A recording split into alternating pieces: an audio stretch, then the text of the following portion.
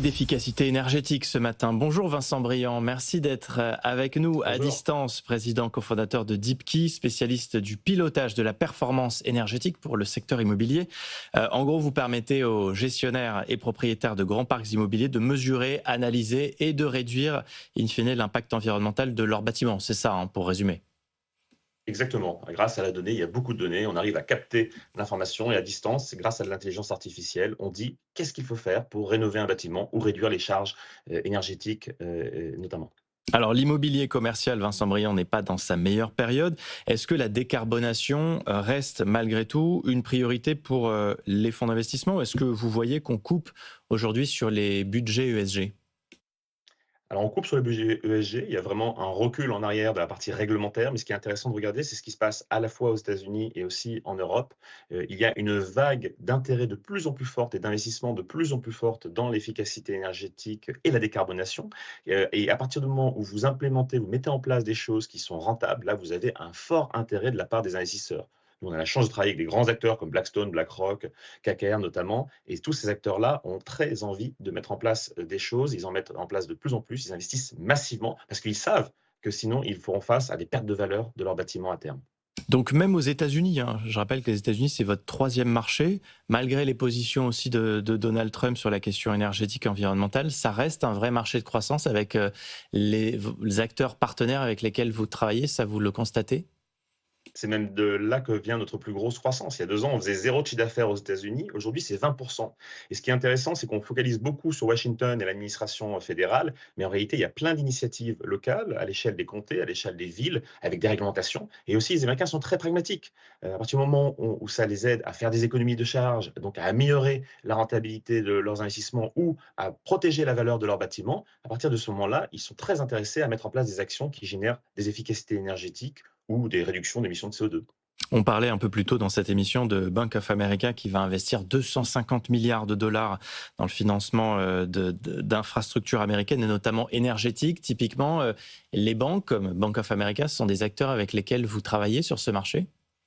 Absolument. Les banques, elles ont un double rôle. Déjà parce qu'elles investissent elles-mêmes et elles utilisent des patrimoines immobiliers, mais aussi parce qu'elles financent l'immobilier et la rénovation notamment. Et c'est vrai qu'en Europe, on a des financements verts, des prêts verts, des green bonds qui existent. Aux États-Unis, ça existe moins. En revanche, aux États-Unis, on cherche à se différencier et avoir des investissements, des prêts qui vont avoir un sous-jacent dans la durée qui va rester et qui aura toujours de la valeur. Vous n'avez pas envie d'investir dans une région des États-Unis, en Floride, en Californie, où vous allez faire face à des feux de forêt ou à des inondations. Et donc, avoir une bonne analyse de savoir quel est aujourd'hui l'impact de ces risques climatiques sur les bâtiments que vous financez est absolument essentiel.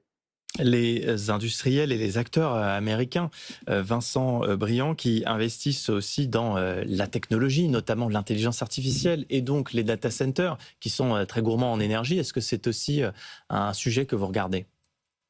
C'est un sujet essentiel et en réalité, c'est un sujet essentiel à double titre. Déjà parce qu'il faut les construire, les gérer ces bâtiments qui sont fortement consommateurs, d'énergie, que ça pollue beaucoup, hein. L'intelligence artificielle, c'est à la fois extraordinaire, c'est génial, on en fait tous l'expérience et nous chez Deepkey, on l'utilise énormément, mais aussi ça a des défauts. Ça pollue, ça coûte beaucoup plus cher que ce qu'on paie aujourd'hui et en plus ça a des hallucinations et donc il faut faire attention à ça.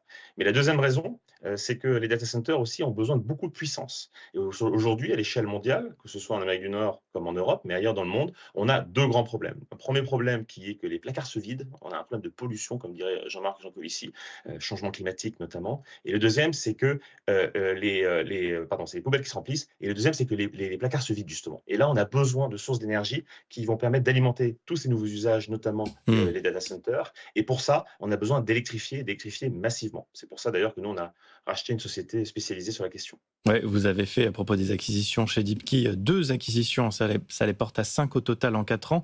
Ça confirme, votre souhait d'être leader du marché? Ah bah, aujourd'hui, avec ces 2 nouvelles acquisitions, on est clairement le leader mondial de notre secteur, hein. On est 5 fois plus gros que notre deuxième concurrent, qui est américain et effectivement, on a fait l'acquisition de cette société, britannique, mais fondée par des Américains, des anciens de Palantir et de Tesla, qui, sont spécialisés dans l'utilisation de l'IA pour identifier sur les bâtiments quels sont les projets d'électrification. Donc c'est à la fois mettre des panneaux solaires, savoir où est-ce qu'on peut en mettre, où est-ce que ça coûte, où sera le meilleur potentiel, mais aussi des bornes de recharge, du stockage électrique pour faire l'autoconsommation. Et la Ouais. deuxième société, Evora, là, c'est notre concurrent, principal qui est présent aux États-Unis et en Europe et qu'on vient de racheter aussi.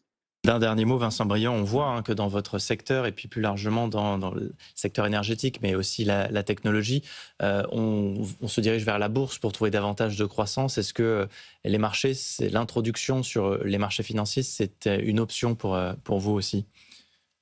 C'en est une, alors pas à court terme. On a déjà levé, comme vous le savez, 200 millions d'euros ces dernières années. On refera certainement une levée là, de dette et d'equity privé l'année prochaine. Mais pour l'instant, on se focalise sur exécuter notre plan, continuer à aider le secteur de l'immobilier à décarboner massivement et à réduire son impact sur l'environnement. Merci beaucoup Vincent Briand d'avoir été avec nous Merci à vous. ce matin dans le rendez-vous French Tech en direct, président, cofondateur de Deepkey.